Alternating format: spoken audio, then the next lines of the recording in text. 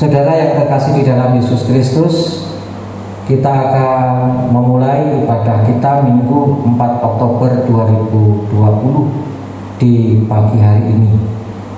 Dan ibadah Minggu kali ini 4 Oktober 2020 adalah ibadah pembukaan Pekan Keluarga atau Bulan Keluarga di tahun 2020. Dan mari kita memasukinya dengan bersaat teduh sejenak.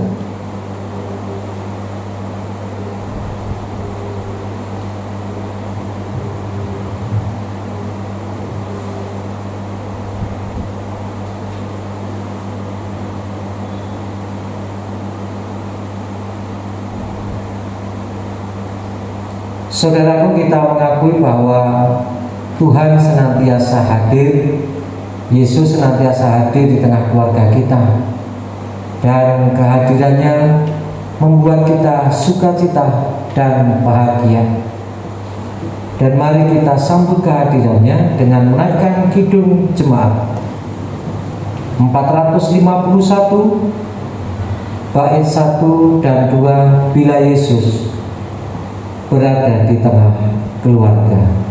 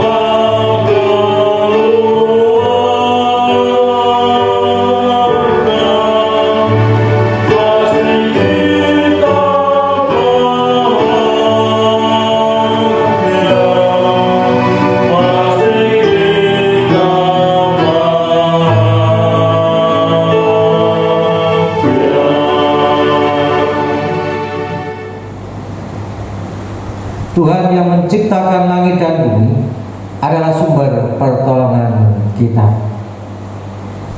Kasih karunia dan damai sejahtera dari Allah Bapa kita dan Tuhan Yesus Kristus ada pada saudara sekalian. Amin. Dipersilakan untuk duduk.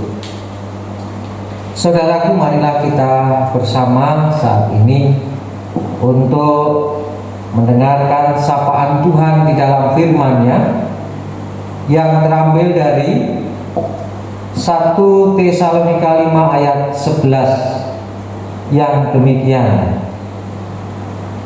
Karena itu, nasihatilah seorang akan yang lain dan saling membangunlah kamu seperti yang memang kamu lakukan. Saya ulangi sekali lagi 1 Tesalonika 5 ayat 11. Karena itu nasihatilah seorang akan yang lain dan saling membangunlah kamu seperti yang memang kamu lakukan. Mari di dalam kehidupan keluarga kita masing-masing kita belajar untuk saling menasihati dengan kelemah lembutan agar kita dapat saling membangun di antara keluarga kita masing-masing. Dan setelah kita dapat saling membangun di tengah keluarga kita masing-masing, kita pun juga akan membangun di dalam kehidupan kita bergereja dan bermasyarakat. Namun seringkali hal ini belum dapat kita lakukan. Kita belum dapat saling membangun, tetapi justru kadang malah saling merobohkan. Oleh sebab itu, marilah di hadapan Tuhan kita mengakui bahwa kita belum dapat sepenuhnya saling membangun, bahkan mungkin saling merobohkan. Di hadapan Tuhan kita mengakui keberadaan kita dengan menaikkan kidung jemaat 467 bait 1 dan 3. Tuhanku bila hati kawanku.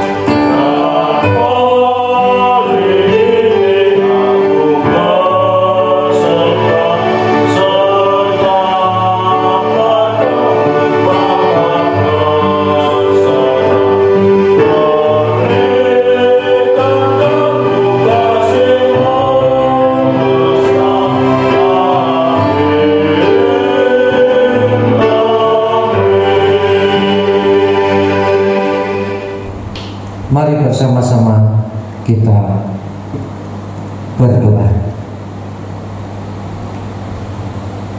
Ketika Engkau menghendaki agar kami saling menasihati dengan lemah lembut, agar supaya kami senantiasa terbangun satu dengan yang lain di tengah keluarga kami.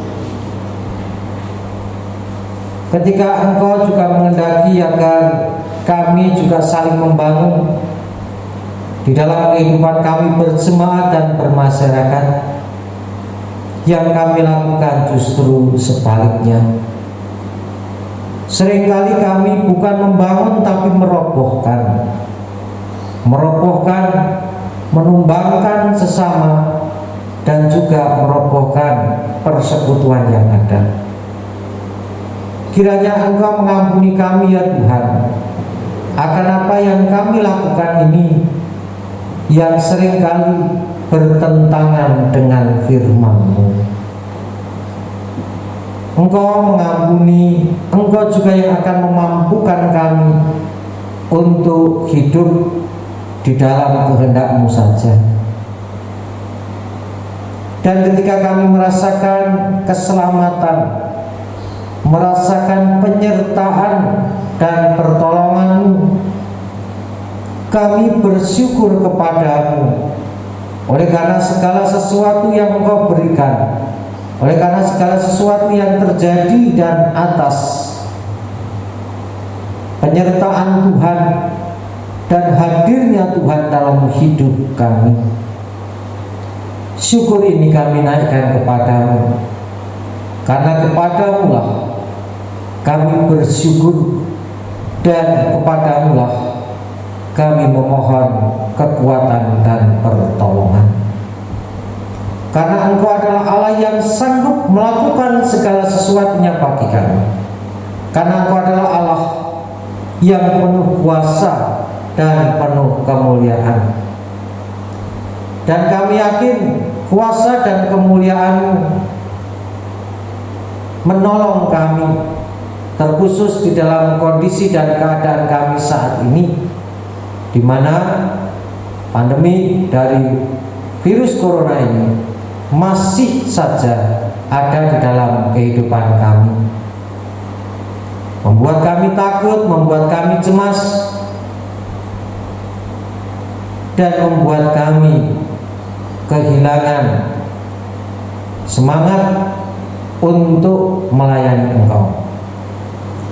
Oleh sebab itu ya Tuhan, tolonglah kami, bersegeralah menolong kami, dan akhirilah pandemi ini Tuhan, karena kami rindu bersekutu bersama di gereja, Kami rindu melayani Engkau dengan baik, memaksimalkan talenta yang ada, dan kami rindu bersekutu bersama, saling bertemu, bercengkrama satu dengan yang lain.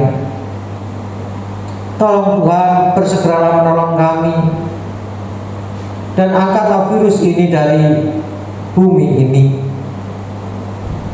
Di tengah ketakutan kami, di tengah kerinduan kami akan suasana yang kembali seperti biasa, dan di tengah-tengah virus corona yang makin merebak, masih saja di antara kami yang tidak peduli dan mengabaikannya. Banyak yang sudah melakukan kegiatan-kegiatan yang sebetulnya bisa ditunda. Banyak pula di antara kami yang tidak mengindahkan protokol kesehatan. Banyak dari kami yang seakan tidak peduli. Oleh sebab itu Tuhan, sadarkanlah kami betapa pentingnya kami untuk bersama-sama keluar dari pandemi ini. Karena permasalahan yang kami hadapi bukan saja tanggung jawab dari tim medis, pemerintah, ataupun para ahli. Semuanya bergantung dari kami yang kami mau bekerja sama, bergandeng tangan untuk bersama-sama melakukan upaya-upaya yang telah kami rancang di dalam kemanusiaan kami. Mampukan kami ya Tuhan dan saudara kami supaya kami tidak abai tapi peduli, baik untuk diri sendiri ataupun orang lain. Dan kiranya Tuhan sembuhkan pasien-pasien yang sakit, sanak saudara kami yang sakit, baik itu oleh karena virus corona, baik itu oleh karena sakit penyakit yang lain. Kami yakin dan percaya mujizat-Mu adalah mujizat yang penuh kuasa. Dan kami yakin Engkau akan menyembuhkan, Engkau akan menolong setiap pasien yang sakit. Engkau juga yang akan menolong kami masing-masing di tengah pergumulan kami, baik itu pergumulan secara pribadi, keluarga, jemaat, ataupun masyarakat. Engkau Allah yang berkenan hadir dan ikut campur tangan di dalamnya. Engkau membimbing kami, menuntun kami, di dalam kami menemukan jalan keluar, di dalam kami menjalani pergumulan kami, sehingga kami tidak kalah dengan pergumulan, tapi menang di dalam pergumulan yang ada. Ya Tuhan, kami juga menyerahkan saudara kami yang saat ini sedang sakit, Bapak Sri Wiono. Tuhan, Engkau adalah Allah pengasih, Engkau adalah Allah yang penuh kuasa, dan Engkau sanggup menyembuhkan saudara kami ini, Bapak Sri Wiono. Engkau akan mengangkat sakit penyakitnya, dan Engkau akan berikan kesembuhan atas saudara kami ini. Dan kiranya Tuhan, kami semua orang-orang percaya senantiasa dikuatkan di dalam iman kami, semakin dekat dan mendekat kepadamu, walaupun kami harus beribadah di tempat yang berpisah, di tengah keluarga kami masing-masing. Tapi iman kami pun akan bertumbuh di situ. Dan saat ini kami akan mendengarkan firman-Mu Tuhan. Kiranya Engkau yang berfirman melalui hamba-Mu, dan kami siap untuk mendengar dan menjadi pelaku firman-Mu. Di dalam kasih Kristus kami berdoa. Amin.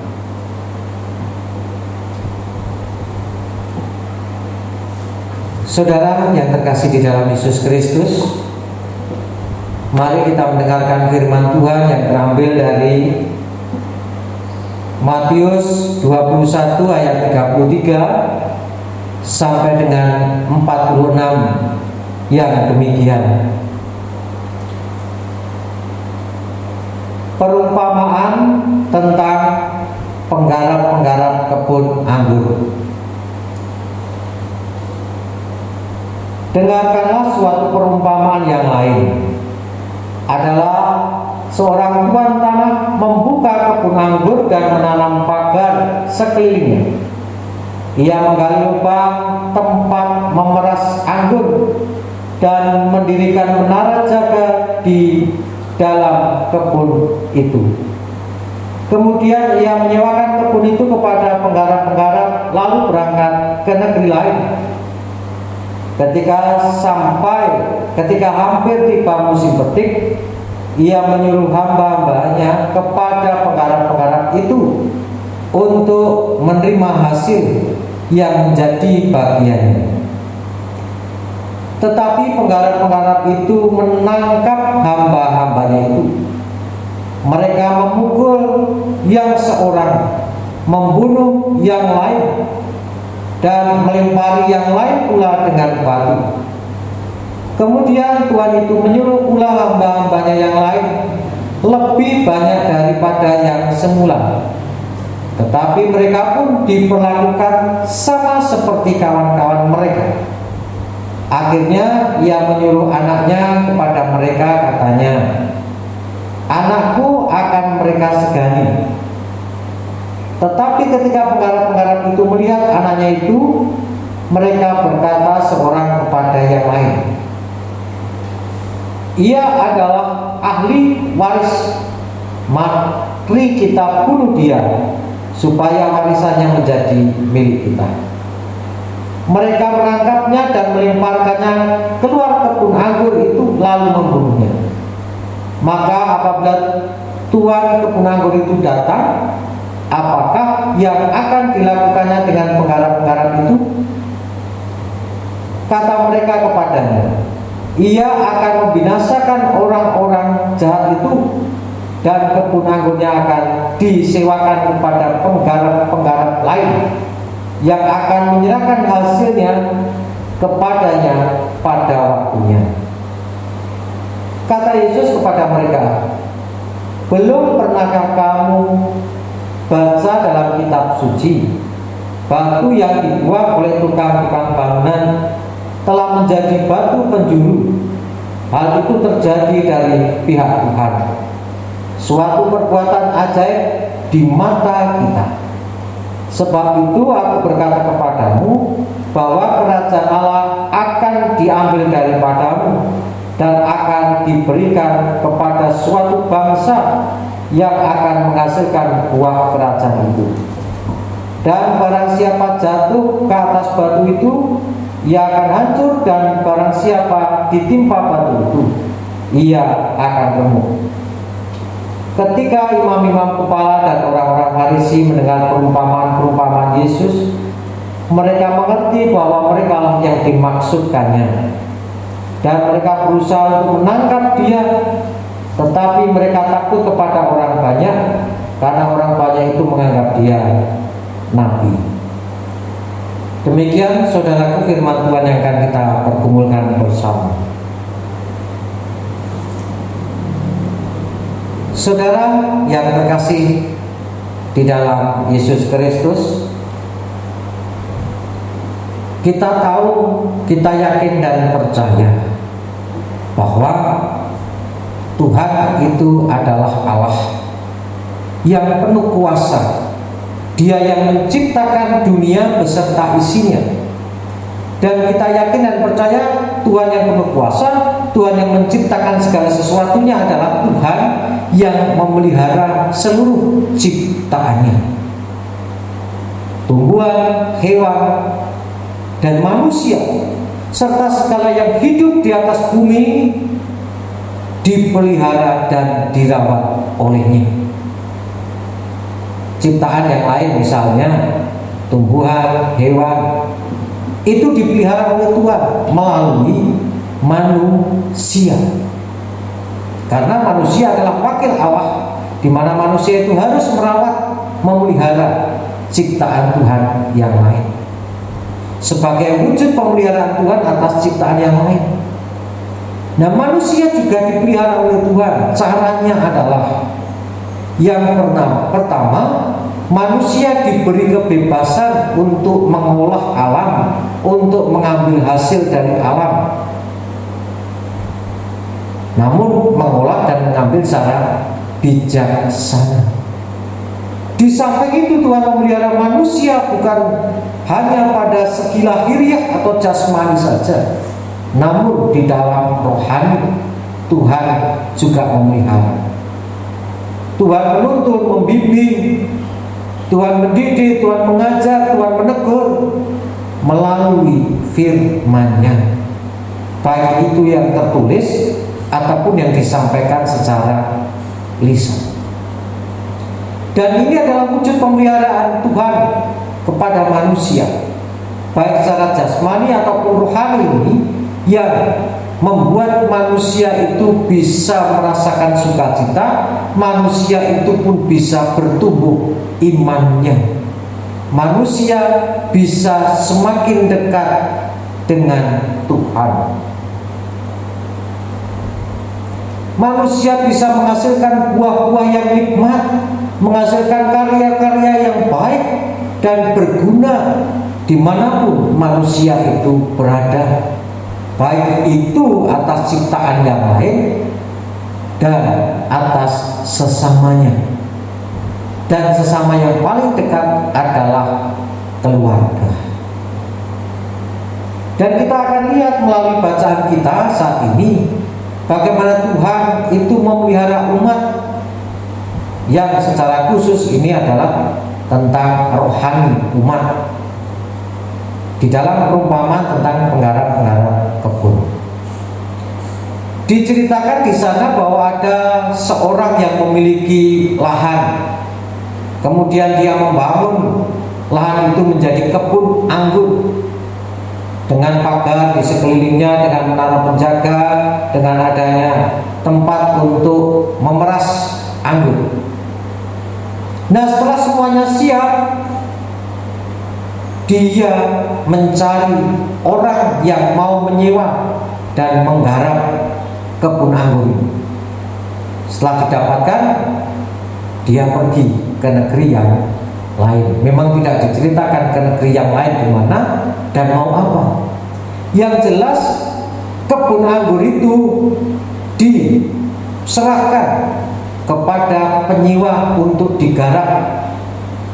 Dan penyewa-penyewa ini, penggarap ini berkewajiban untuk bertanggung jawab terhadap apa yang dipercayakan kepada mereka.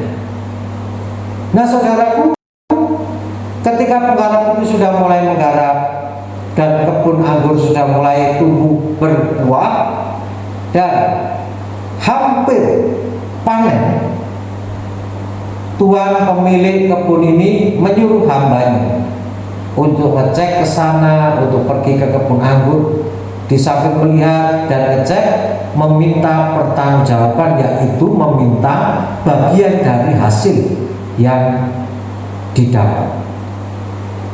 Jadi ketika pemilik kebun ini mau pergi, diserahkan ke penyewa, ada kesepakatan bahwa kebun anggur ini nantinya hasilnya dibagi dua, baik itu untuk penggarap ataupun yang pemilik kebun itu sendiri. Namun apa yang terjadi ketika hamba-hamba yang diutus untuk menanyakan tentang hasil dari kebun anggur itu, para penggarap-penggarap itu tidak memberikan pertanggungjawaban, tidak memberikan hasil yang harusnya didapat bagi pemilik kebun anggur. Justru mereka menangkap para hamba-hamba utusan tadi, dipukuli, ada yang dipukuli, ada yang dilempar, ada yang disiksa, bahkan dibunuh oleh para penggarap kebun anggur. Melihat hal itu, pemilik kebun anggur ini pun akhirnya mengutus hamba-hambanya lagi, dan jumlahnya banyak.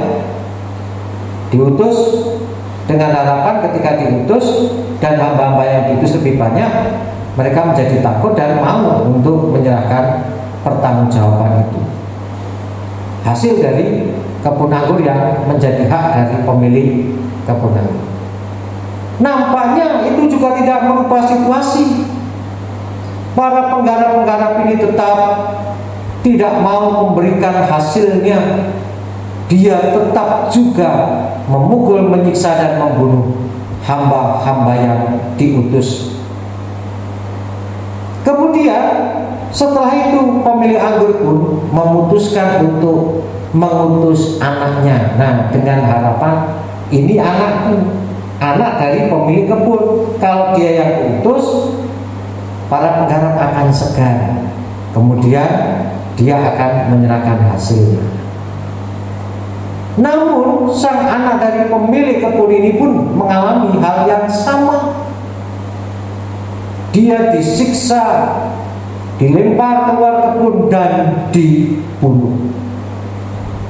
Nah, yang terjadi selanjutnya, pemilik datang sendiri.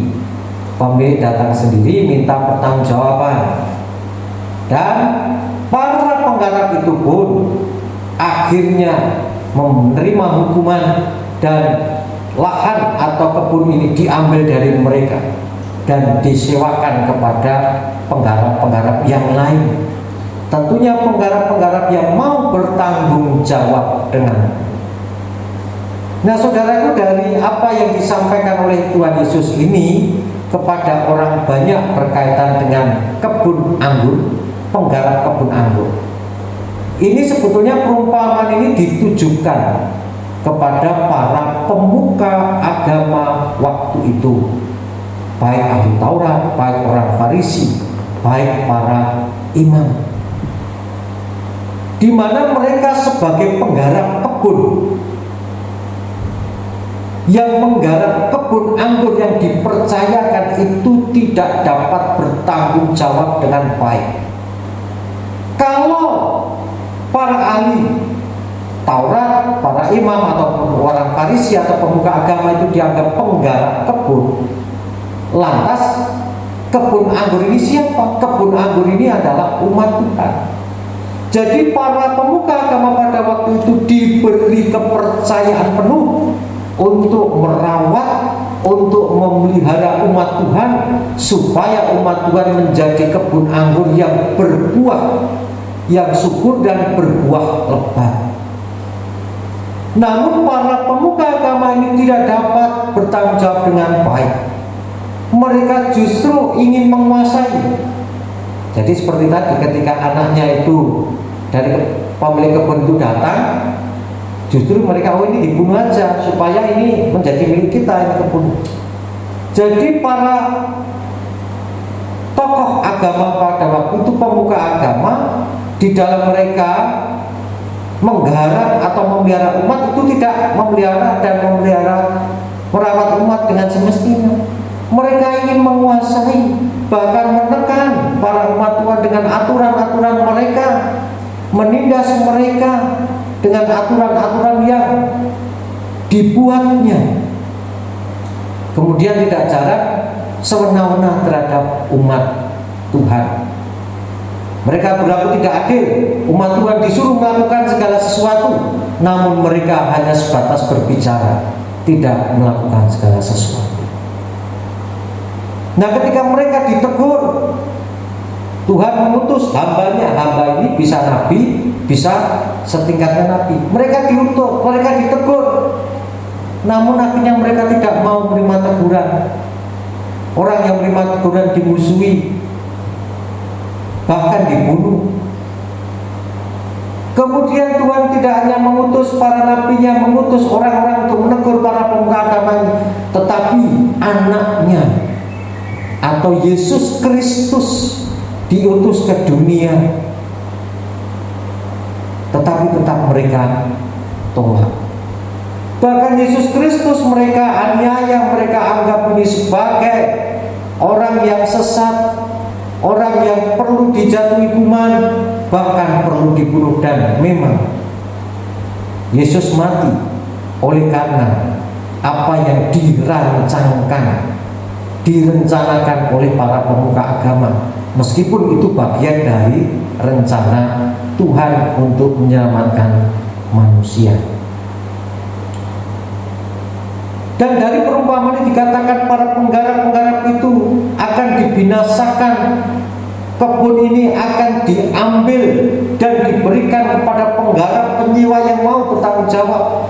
Ini artinya adalah pemuka-pemuka agama yang jahat ini, tugas dan tanggung jawabnya umat Tuhan akan diambil dari mereka. Mereka tidak akan diberikan kepercayaan lagi untuk memelihara umat Tuhan. Dan Tuhan akan mencari orang-orang yang mau dengan sungguh-sungguh, dengan tulus untuk merawat dan memelihara umat Tuhan. Dan meskipun perumpamaan ini diperuntukkan bagi para pemuka agama pada waktu itu, firman Tuhan ini juga diperuntukkan bagi kita, di mana firman Tuhan ini menyatakan kepada kita bahwa kita sebagai kebun anggur itu dirawat oleh Tuhan secara rohani melalui para pemimpin-pemimpin agama. Tuhan memakai para pemimpin-pemimpin agama untuk merawat umat supaya kerohaniannya terbangun, supaya menjadi kebun anggur yang subur dan berbuah.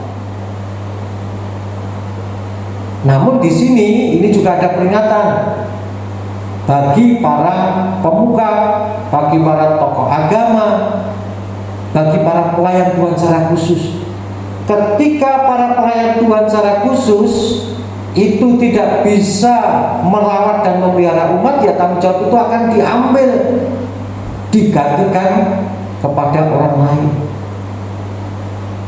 Namun bukan hanya itu saja, Tuhan tidak hanya mengambil dari para penggarap yang jahat diberikan kepada yang baik, tidak hanya itu. Namun di dalam pelayanan itu ada namanya roda pelayanan yang terus berputar, di mana nanti ada penggarap-penggarap yang baik juga akan digantikan oleh penggarap-penggarap yang baik. Jadi harus ada regenerasi. Artinya bahwa di dalam Tuhan memelihara umat, kerohanian umat, memakai para pemuka-pemuka agama, memakai para tokoh-tokoh agama, dan itu juga akan ganti, ada regenerasi supaya iman umat tetap terpelihara. Namun tidak hanya itu saja, kebun anggur itu bisa bertumbuh dengan subur dan berbuah bukan hanya tergantung dari penggarapnya saja, tapi tergantung dari iklim dan cuaca. Nah, seringkali umat sebagai kebun anggur ini ya tidak hanya dirawat oleh para pemuka agama saja, dirawat oleh Tuhan oleh pemuka agama, tetapi melalui hal yang lain yang ada yang mengaruhi kebun anggur. Misalnya cuaca. Kalau di tempat kita di Indonesia ada kemarau dan penghujan. Kita ambil saja dua musim ini. Kadang-kadang kebun anggur ini mengalami musim kemarau, sulit air, susah air. Tapi kadang-kadang berlimpah air karena musim penghujan. Hal ini dapat kita gambarkan sebagai kehidupan kita, di mana musim ini merupakan pergumulan dan permasalahan hidup yang berganti-ganti. Ketika musim kemarau, ini bisa dilukiskan bahwa kadang kita sebagai manusia, kebun anggur juga menerima segala sesuatu, penderitaan, kesulitan. Musim kemarau kesulitan. Nah, kenapa ini dipakai oleh Tuhan? Karena dengan kesulitan-kesulitan itu sebetulnya kita disadarkan bahwa kita butuh orang atau butuh penolong, yaitu Tuhan sendiri. Sehingga dengan persoalan hidup yang pahit, yang mendatangkan penderitaan, sebetulnya itu menyadarkan bahwa kita itu butuh penolong, yaitu Tuhan, sehingga mengupayakan dekat dengan Tuhan. Di samping musim kemarau ada musim penghujan. Penghujan ini dapat kita gambarkan bahwa kita akan mengalami bukan saja penderitaan tapi sukacita.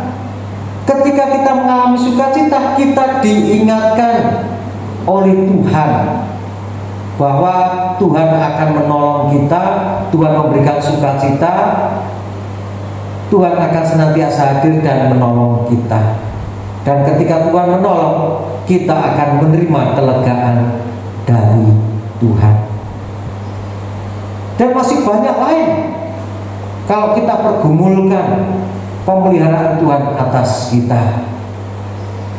Secara jasmani diberi kecukupan, diberi kesehatan, diberikan pekerjaan, diberikan limpahan rezeki.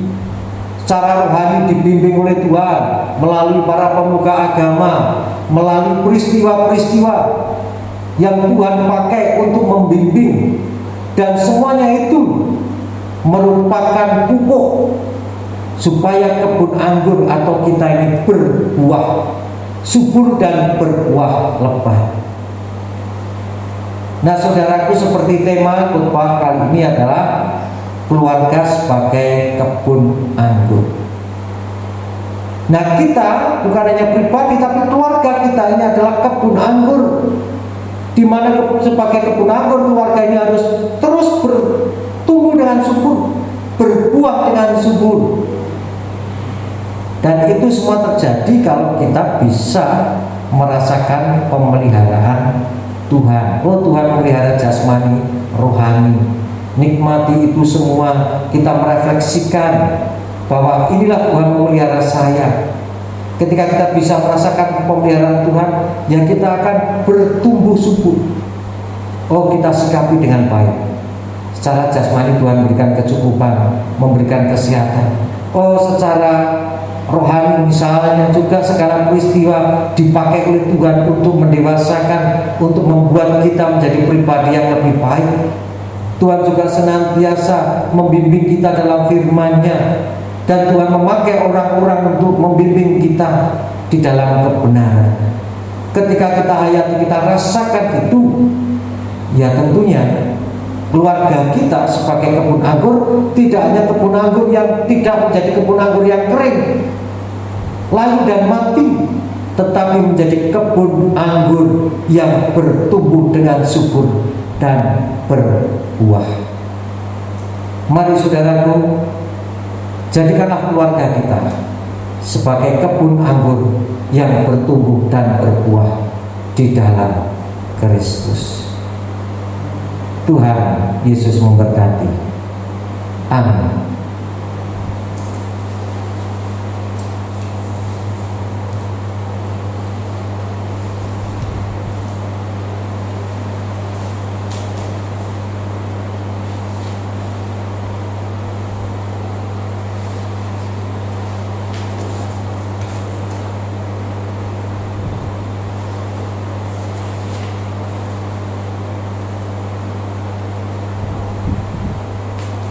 Saudaraku yang terkasih di dalam Yesus Kristus, pada hari Minggu 11 Oktober yang akan datang, kita akan bersama-sama menerima dan mengikuti sakramen perjamuan. Namun sebelumnya pada hari Sabtu tanggal 10 Oktober, majelis akan bersama-sama mengadakan ibadah pemberkatan roti dan anggur, perjamuan kudus majelis, yang dilanjutkan dengan pengutusan majelis untuk mengantarkan roti dan anggur ke jemaat. Sakramen perjamuan ini dipakai oleh Tuhan sebagai sarana untuk memelihara keselamatan. Dan sebagai sarana untuk memelihara keselamatan, sakramen perjamuan mengandung maksud.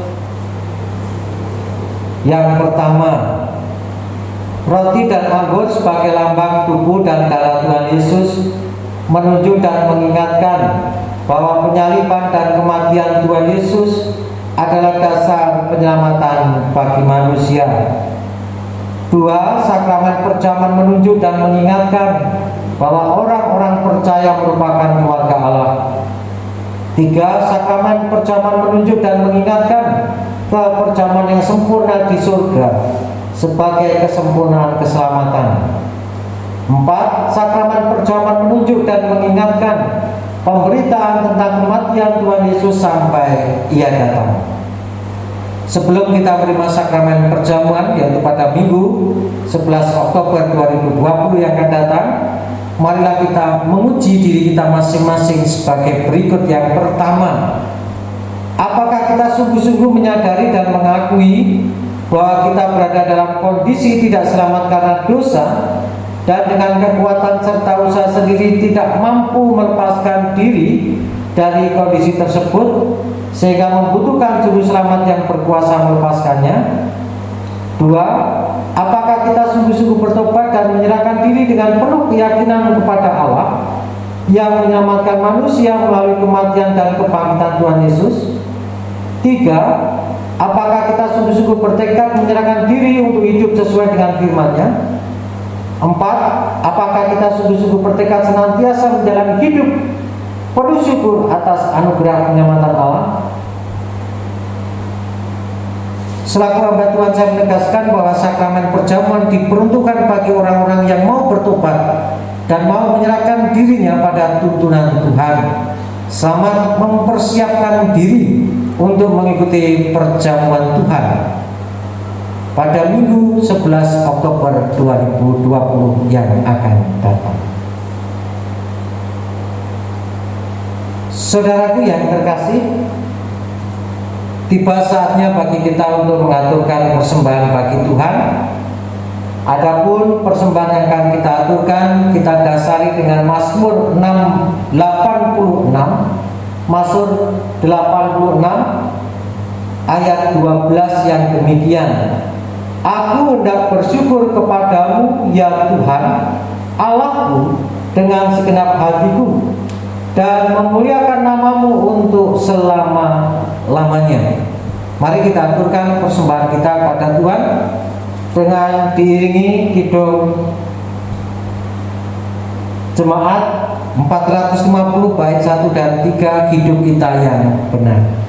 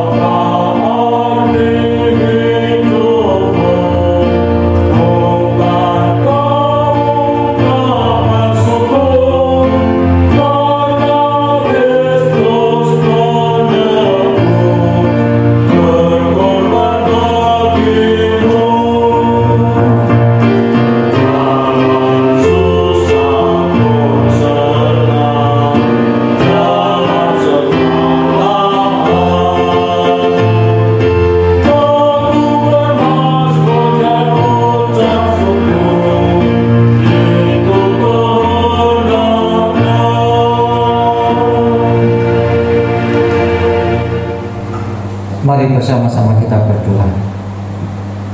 Tuhan, terima kasih atas firman-Mu yang mengingatkan kepada kami bahwa kami secara pribadi dan keluarga kami adalah kebun anggur milik-Mu, di mana Engkau senantiasa memelihara kami supaya kami dapat bertumbuh dengan subur dan berbuah. Oleh sebab itu ya Tuhan, mampukan kami menjadi kebun anggur-Mu, mampukan keluarga kami menjadi kebun anggur yang berbuah, yang tumbuh subur dan berbuah lebat, karena semuanya untuk kemuliaan nama-Mu. Ya Tuhan, oleh karena segala berkat, penyertaan, keselamatan dan segala sesuatunya, kami mengucap syukur kepada-Mu di dalam persembahan kami ini. Terimalah apa yang menjadi ungkapan syukur kami dan mampukan kami memberikan yang terbaik untuk kemuliaan nama-Mu.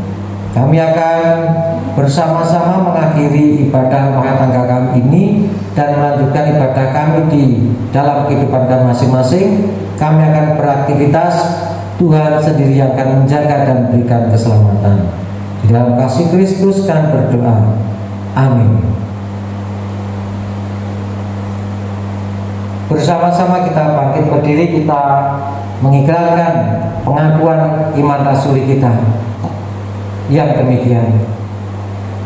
Aku percaya kepada Allah Bapa yang Maha Kuasa, Khalik langit dan bumi, dan kepada Yesus Kristus, anaknya yang tunggal Tuhan kita, yang dikandung daripada Roh Kudus, lahir dari anak darah Maria, yang menderita di bawah pemerintahan Pontius Pilatus, disalibkan, mati dan dikuburkan, turun ke dalam kerajaan maut. Pada hari yang ketiga bangkit pula dari antara mati, naik ke surga, duduk di sebelah kanan Allah Bapa kuasa, dan akan datang dari sana untuk menghakimi orang hidup dan yang mati. Aku percaya pada Roh Kudus, gereja yang kudus dan am, persekutuan orang kudus, pengampunan dosa, kebangkitan daging dan hidup yang kekal. Terimalah berkat Tuhan. Kasih karunia Tuhan Yesus Kristus dan kasih Allah dan persekutuan Roh Kudus menyertai saudara sekalian. Amin.